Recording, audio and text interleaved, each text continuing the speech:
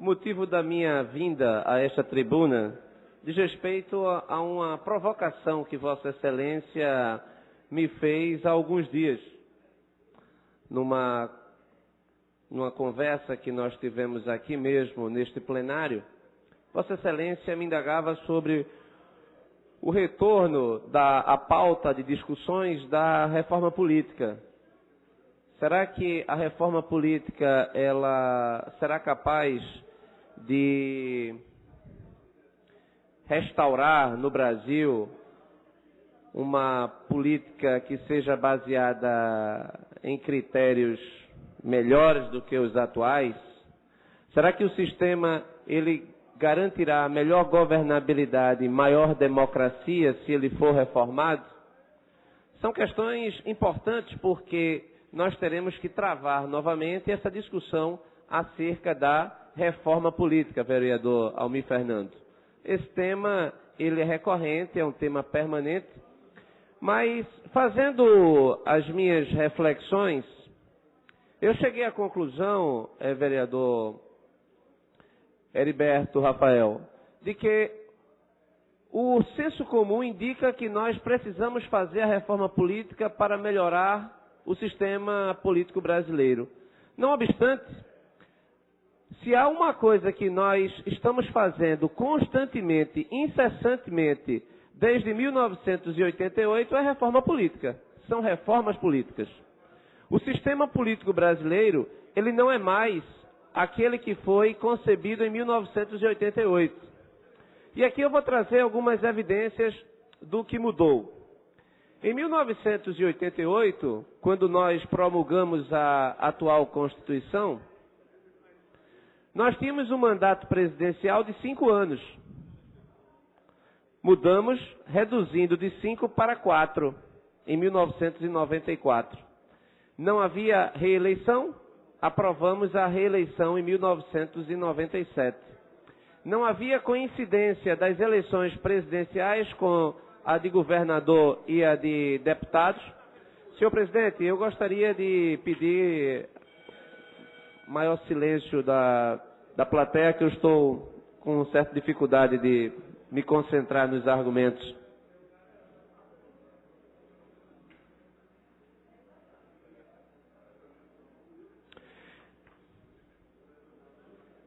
Além da mudança do mandato presidencial, em 1988, quando a Constituição foi promulgada, não havia necessidade de verticalização respeito à verticalização das coligações de presidente para governador nos estados.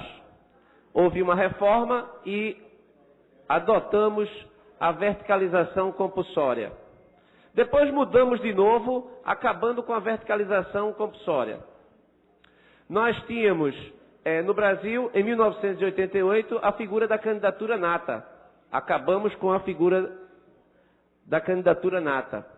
Nós tínhamos também no nosso sistema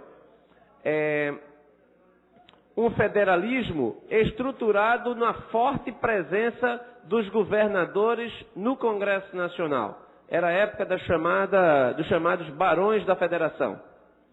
Também houve uma redução do papel relativo dos governadores ante as reformas federativas de natureza política que resultaram em perdas de ativos políticos dos governadores, como seus bancos e também as suas empresas estatais. Era proibido no Brasil se fazer campanha pela internet. Depois passou a ser permitido somente no site do candidato, que pouca gente acessava. Depois houve a liberdade de se fazer campanha na internet, proibindo apenas que seja propaganda paga. Foi proibido a figura dos brindes, inclusive havia-se o entendimento de que todas as mazelas na política brasileira eram por causa dos brindes que os candidatos davam, como camisas, chaveiros, porta-títulos. Acabou-se também a figura da propaganda em outdoor. Instituímos, a lei dos partidos instituiu a cláusula de barreira, isso em 1996. O sistema se preparou para adotá-la. Em 2006, houve a campanha presidencial e a campanha para deputados, onde os partidos foram sabendo que haveria a cláusula de barreira. Inclusive, eu recordo aqui a propaganda do PV, que era a propaganda de que vote no PV, porque se nós não tivermos 5% dos votos válidos para a Câmara dos Deputados, nós não teremos a representação. Posteriormente, o Supremo Tribunal Federal considerou inconstitucional a reforma. Eu estou aqui elencando uma série de reformas que foram implementadas ao longo dos últimos anos. Não há, portanto, base na realidade a ideia de que no Brasil o que nós precisamos para melhorar o sistema é de uma reforma política. Não será a introdução de um novo modelo pela via da lei que irá fazer com que o sistema venha a funcionar bem. Eu, particularmente, senhor presidente, eu cheguei à conclusão de que a reforma política passou a ser o grande bode expiatório. Para todas as mazelas do Brasil, quando nós fizermos a reforma política, nós iremos resolver. Se a coisa não vai bem, reforma política. Inclusive, eu sou cético em relação a esta ideia, porque as principais mazelas estão no Executivo. É o Executivo que está patrocinando tudo que a gente está observando. É o Executivo que está dilapidando um patrimônio nacional como a Petrobras em decorrência de propósitos políticos eleitorais. Não é o Legislativo. E a reforma política que se quer implementar sempre é apenas no que se refere ao sistema legislativo. Eu também não sou contra reformar. Eu apenas sou contra reformar por reformar, acreditando que isso irá resultar numa transformação da sociedade brasileira. Não há como nós termos um sistema político perfeito, porque ele não existe em lugar algum. O que garante que um sistema funcione bem é a cultura cívica. O que faz com que um sistema funcione bem é a educação do cidadão de saber discutir, de saber votar. É a força da sociedade que impulsiona os partidos políticos. Então, se nós vivemos uma crise de decência patrocinada pelo governo, e o governo ganha a eleição, a presidente Dilma, com tudo que nós descobrimos, ela ganha e disputa a eleição, é como se o crime compensasse. É como se você, utilizando todos os instrumentos que estão aí, de utilização de uma máquina gigantesca, como por exemplo a Petrobras, fizesse com que o sistema ele não funcionasse dentro de uma lógica democrática que é de paridade de armas. Quem está na oposição deveria ter paridade de armas na disputa, mas isso lamentavelmente não existe.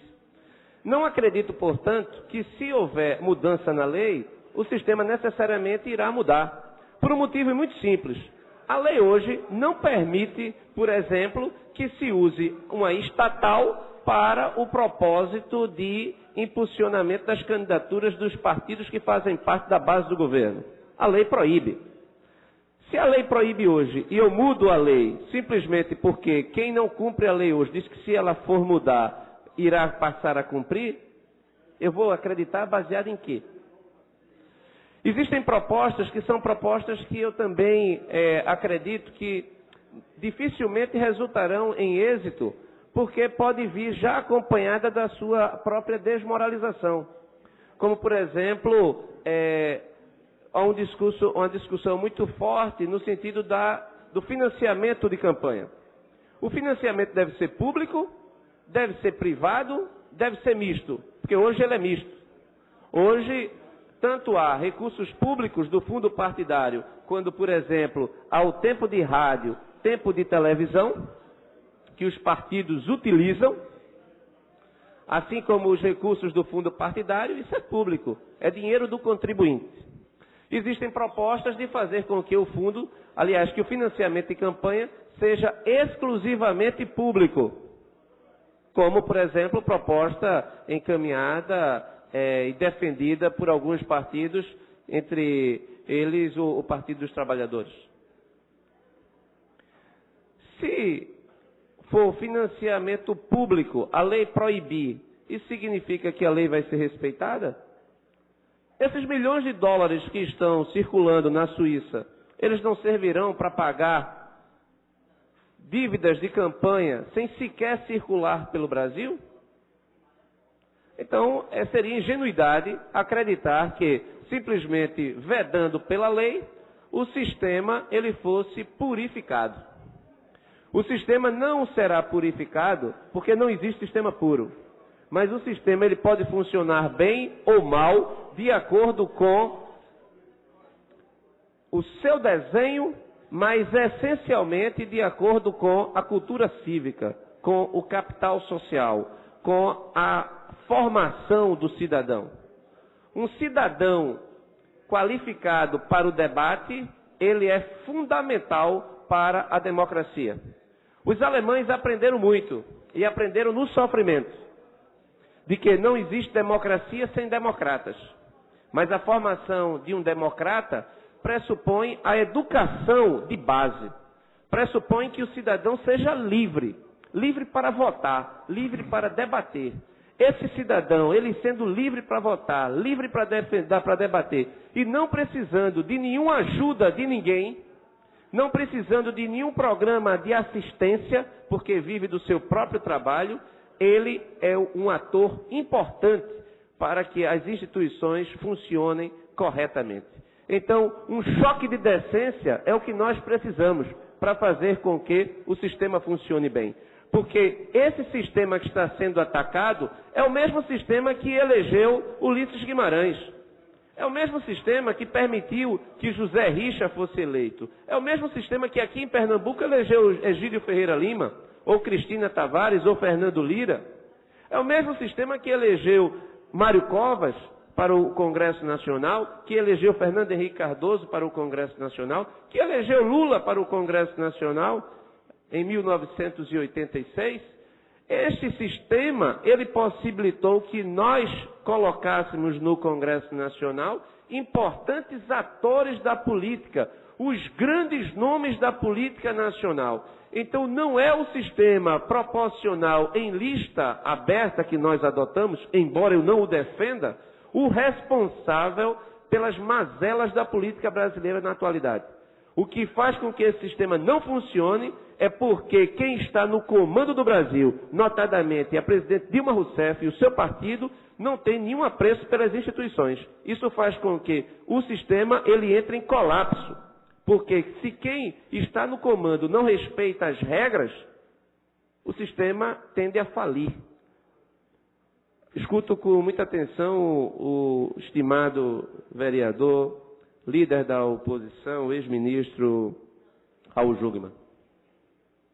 Vereador e colega de bancada, é lamentável que seu pronunciamento, tão oportuno quanto profundo, ele não esteja sendo assistido pelo plenário desta casa em sua totalidade.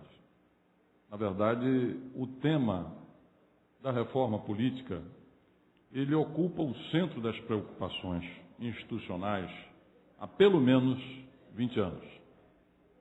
Mas ele vem crescentemente se tornando um tema incontornável. E eu gostaria aqui de recordar a Vossa Excelência que, quando fui deputado federal, eu participei de 2 esforços. O primeiro, o chamado relatório Caiado, que propunha o que hoje é a base das reformas que estão sendo propostas no âmbito da política. Esse relatório, ele, quando foi a plenário, literalmente, nós fomos derrotados em todas as votações. Num segundo momento, já no segundo mandato, e eu antecipo, presidente, que eu estou cedendo o tempo, que eu sou o próximo orador, para que o André, se assim quiser, possa dispor desse tempo, mas para poder falar um pouco, se me permite, sobre esse tema. E aí foi o Ibsen Pinheiro, ex-presidente da Casa, que procurava, presidente Eduardo, reduzindo, digamos assim, as áreas de atrito a alguns itens básicos, ou seja, a questão do financiamento público, a questão do voto em lista e o voto distrital, procurava encaminhar uma reforma política. E eu me lembro de encontrar Ibsen Pinheiro nos corredores do Congresso muito alegre, porque achando que daquela vez ia ser possível realizar o sonho da reforma política. Eu, gato escaldado, disse: Ibsen, vamos ver, mas eu acho muito difícil que isso aconteça. E numa reunião da base do governo, com a presença dos partidos da base do governo, foi ali enterrado, em definitivo, a ideia de uma reforma política. Por uma razão muito simples. 3 dos partidos ali presentes, o PP, o PR e o PTB, disseram que não concordavam com aquela reforma política e que, se ela fosse levada a furo, fosse levada a voto, eles obstruiriam a continuidade do processo legislativo. E ali naufragou e morreu a segunda possibilidade. Disso tudo, André, eu tiro uma lição e realmente coloco aqui um problema que eu não tenho resposta para ele. Qual é a lição que eu tiro? É que hoje você tem, sendo bem esquemático, 2 tribos dentro do Congresso Nacional, digamos assim, ou 2 grupos, melhor dizendo, que têm um poder de veto sobre a reforma. O primeiro, presidente, são daqueles que temem que uma reforma política não os conduza a um novo mandato, o que é legítimo. Se muda a regra do jogo, e se eu me elegi por essa regra do jogo, uma nova regra do jogo pode significar que eu não consiga renovar o meu mandato. Isto é um grande grupo que aí, de fato, tem uma forte capacidade de vetar o andamento de uma reforma. Um segundo grupo é daqueles que têm, infelizmente, a política como business, a política como negócio, e que tem as suas bancadas, porque hoje no Congresso Nacional existem lideranças que têm bancada própria. Por exemplo, Eduardo Cunha, candidato a presidente da Câmara Federal. Outro dia tinha uma reportagem que ele tinha um grupo de 50 parlamentares, que não são só do PMDB, que seguiam a sua liderança, como se ele próprio fosse um partido que tivesse 50 votos lá dentro. Isso existe também em nome de outras lideranças lá. Essas lideranças teriam o seu poder relativizado ou perderiam o seu poder. Inclusive, infelizmente, uma parte dessas lideranças de fazer negócio e de pressionar o próprio governo. A junção dessas 2 tribos, ou desses 2 grupos, tem um poder de veto e de bloqueio que, infelizmente, e aí eu vou chegar ao final do meu pronunciamento e colocar aqui o dilema que eu sempre vi quando estive lá. Quando se associa o grupo que tem medo da mudança, porque talvez não conseguisse, nos seus cálculos, se reeleger, juntamente com aqueles líderes que têm particularmente, né, uma seita ou tem um grupo de liderados e que muitas vezes pressionam em favor de negócios e não necessariamente da política, quando esses 2 grupos se somam, o veto está dado e a reforma não anda. Hoje, devo lhe dizer, com tristeza, que não tenho saída para isso. Ou seja, eu não acho que o Congresso é reformável, ele próprio, no sentido da política. Não vejo, honestamente não vejo. Gostaria de ser, lutei, briguei, passei anos lutando por isso. Mas permanece o dilema. E quem sabe Vossa Excelência, como constitucionalista, como político jovem, talentoso, de grande futuro, mas de enorme presença hoje já no cenário local, não teria uma resposta para essa questão. Porque todos nós queremos uma reforma política. Mas a reforma política, instalado o Congresso, estabelecidos os mandatos, ela não caminha. Porque existe uma maioria, ou pelo menos, mesmo que seja uma minoria, com a capacidade de veto, André. E, pelo menos até aqui, tem sido impossível superá-la. Mas, mesmo assim, faço questão de dizer da atualidade. E lamento que nós não tenhamos aqui, hoje, na verdade, uma sessão exclusivamente para discutir esse tema. Porque nós estamos, independentemente da posição e da reforma que a gente queira, todos nós estamos indo ladeira abaixo com esse sistema que não é reformável e que precisa ser reformável em nome da República. Parabéns mais uma vez e muito obrigado, presidente. Obrigado e parabéns, Adé.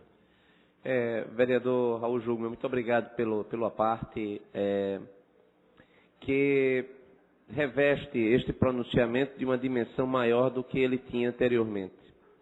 A vossa indagação, se o sistema ele é autorreformável, ela é, eu acredito, crucial. Essa é a grande questão. Até mesmo porque, vereadora Aline Mariano, se o sistema ele não for autorreformável, o que é que nos resta? A manutenção dele? A manutenção dele nas bases atuais, que impedem a oxigenação da política. Essa é a questão. Qual é a alternativa? A alternativa à manutenção dele. A presidente Dilma Rousseff veio com uma alternativa em 2003 que foi considerada perigosa. E existem movimentos nas ruas, e inclusive patrocinado por associações vinculadas ao governo, tentando propagar a ideia de constituinte exclusiva. Seria o caso de uma constituinte exclusiva para nós modificarmos o sistema?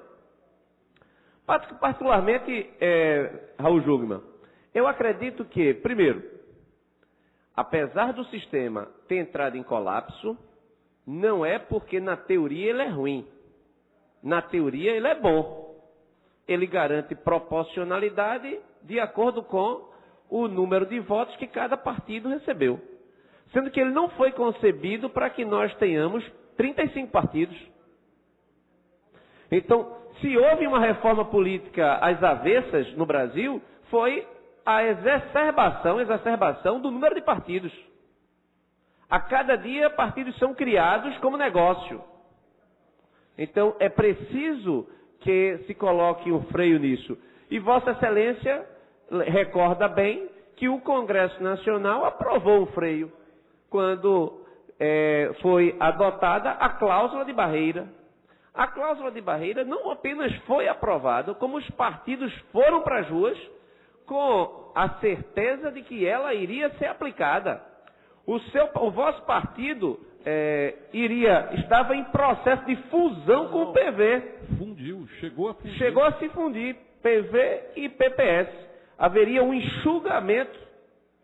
E aí, de acordo com o julgamento de uma ação direta de inconstitucionalidade, caso falhe-me a memória, vereador Raul Jungmann, de autoria do deputado Miro Teixeira, eu acredito que o PDT, representado pelo seu presidente Miro Teixeira, o questionamento ao Supremo, e o Supremo, interpretando, na minha concepção, equivocadamente a Constituição, considerou a cláusula de barreira como sendo inconstitucional. Não porque ela não possa ser adotada, mas porque ela foi aprovada em lei, quando o veículo para a mudança deveria ter sido a emenda à Constituição. Então, o sistema atual, ele pode reduzir o seu grau de mau funcionamento apenas pela adoção de uma cláusula de desempenho, como foi aprovado em 1996 e não foi adotado. Isso iria fazer com que houvesse a diminuição do número de partidos no Brasil. Vossa Excelência, que está ao lado da Aline Mariano, vereadora Aline Mariano, do PSDB, nós, numa bancada aqui de 39 vereadores, o maior partido de oposição, o segundo maior partido de preferência nacional, e que eu acredito que aumentou recentemente com essa eleição de Aécio Neves o seu grau de apoiamento na sociedade, tem 2 representantes de 39. Quanto maior for a agremiação, mais difícil ela tem de fazer vereadores. E esse grau de fragmentação está chegando agora à Assembleia Legislativa e já ao Congresso Nacional. A cada ano, o Congresso Nacional fica mais fragmentado. Isso causa impacto. Mas se nós tivéssemos uma cláusula de desempenho, os partidos iriam ser diminuídos, o número de partidos iria ser reduzido. Isso já implicaria numa redução dos nossos problemas no que se refere à governabilidade. Afinal, repito, quando esse sistema foi criado e ele funcionou melhor, nós tínhamos no Brasil 1 dúzia de partidos. Hoje nós temos 3 dúzias de partidos. Então, o sistema não comporta tal alargamento. O nosso sistema, vereador Raul Jungmann, ele é interessante porque ele é único no mundo. Ele é bipartidário para o cargo de presidente da República e ele é multifragmentado pluripartidário no plano dos partidos para o legislativo. Isso não tem como funcionar. O governo, ele tem uma dificuldade enorme de formar a maioria. E na ausência de um programa, na ausência de uma meta, na ausência de compromissos com os princípios que regem a administração pública, que regem a decência na política, o governo se entrega a um jogo que só faz a cada dia nos levar a este mar de lamas que nós estamos vivendo. Esse aqui é o ponto. Então, se o governo patrocina a dilapidação de um patrimônio, como por exemplo a Petrobras, quanto é que nós já perdemos? Quanto é que o contribuinte já não perdeu em decorrência do mau uso da Petrobras para fazer apenas o atendimento aos partidos que fazem a base do governo?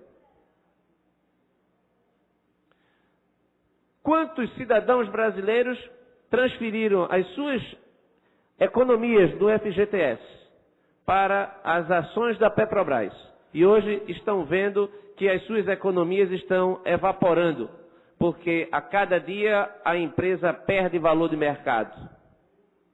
As economias populares estão sendo perdidas, porque esse é um estatal que agora sequer tem um balanço publicado, porque a Price Coopers, a auditoria, simplesmente se negou a assinar o balanço.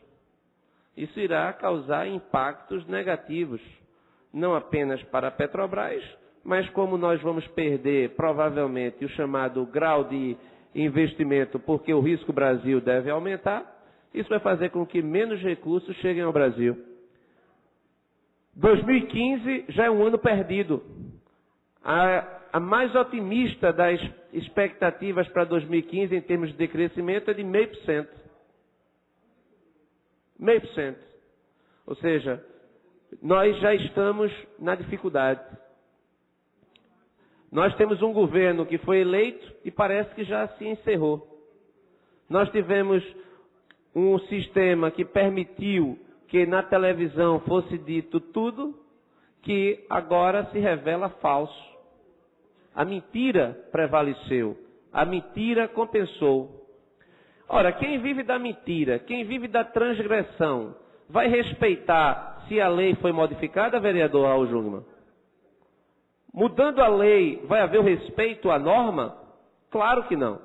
Porque o problema é de princípios, o problema é de valores, o problema é axiológico.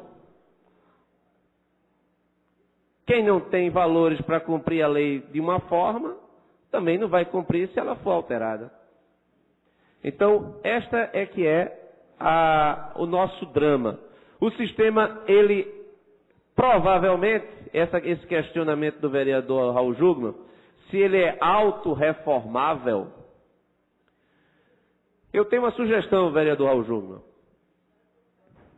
Nós deveríamos promover uma reforma que fosse para o futuro, para que os parlamentares que viessem, que deverão fazê-la, não se sintam ameaçadas pela própria decisão que vão tomar. Então, é preferível que a gente mude o sistema no que ele de fato não está funcionando bem e estabelecer uma vacatio legis para o futuro, para que ele possa ser aplicado daqui a 4 anos, daqui a 8 anos, porque aí sim você poderá ter um debate que não vai estar contaminado com o futuro imediato daquele que irá fazer, até mesmo porque não existe o véu da ignorância como foi concebido por John Rawls. As pessoas que estão no Congresso Nacional não são desprovidas da informação de qual a sua posição dentro do sistema. Então, se não existe e não há possibilidade de nós darmos o véu da ignorância aos parlamentares, eles necessariamente terão que defender seus próprios interesses em termos de recondução. Então, se nós fizermos, como foi feito em 1996, uma reforma que seja para o futuro, eu acredito que nós teremos mais chances de sucesso. Agora, nós devemos resistir a essas iniciativas de procurar tirar do Congresso Nacional a responsabilidade de fazer a reforma política para entregar a outro órgão. Quem garante que outro órgão será melhor, terá outra natureza diferente da do Congresso Nacional? Ora, quando se modela a Constituição, se modela o futuro. A Constituição é uma luta pelo futuro. É para ver quem consegue estabelecer mecanismos de autoproteção. Então, se nós tivermos uma Constituinte exclusiva, todos esses recursos que estão hoje no exterior a serviço do governo e que foi utilizado nessa última campanha, estarão também à disposição dos seus candidatos à Constituinte exclusiva. E essa Constituição Cidadã de 1988, promulgada por Ulisses Guimarães, ela estará em risco. Nós não sabemos o que iremos enfrentar ou onde nós iremos parar se nós mergulharmos do escuro. Então, aparentemente, as propostas são ingênuas, as propostas são como para colocar toda a culpa da falta de decência no Congresso Nacional, transformando um outro órgão soberano para fazer a reforma política que o Congresso Nacional não é capaz. Ora, os mecanismos que hoje são combatidos e que há a expectativa de que uma reforma política possa resolver, esses mecanismos serão utilizados para colocar também os constituintes exclusivos ou aqueles que são seriam responsáveis pela reforma política exclusiva. O fato é que a Constituição brasileira, ela não permite uma Constituição exclusiva para a modificação da Constituição. Constituinte exclusiva é golpe. Constituinte exclusiva é violação à Constituição, porque somente as regras estabelecidas no seu artigo 60 são os mecanismos aceitos para a sua modificação. Qualquer outra modalidade proposta constitui um risco ao Estado democrático. Quando a gente vê o porquê, quando a gente vê tudo que está aparecendo hoje na televisão, todas essas investigações, todo mundo que está sendo preso, tudo que está vindo, emergindo, aí a gente fica com a justificativa, com efeito retroativo, do porquê a Presidente da República ter mentido tanto e ter praticado tantas inverdades durante o processo eleitoral. O sentimento de preservação ali falou mais alto, mas lamentavelmente isso resultou na sua vitória e hoje nós temos uma Presidente da República com um forte déficit de legitimidade. A Presidente da República, ela ganhou. Ganhou, mas agora ela não pode fazer o que ela dizia que fazia na campanha. Ela está fazendo o oposto, porque ela sabe agora que se ela não mudar o rumo, nós iremos perder todas as conquistas recentes que nós duramente alcançamos. É duro, mas é a realidade. É preciso, presidente, que a gente respire fundo, que a gente reflita e que a gente faça uma discussão séria sobre esse assunto. A reforma política ela é necessária, eu acredito, mas ela não pode ser feita como scapegoat, como bode expiatório para todas as mazelas que são decorrentes da falta de decência que se instalou no Brasil a partir do momento em que o Partido dos Trabalhadores assumiu a presidência da República. Muito obrigado, senhor presidente.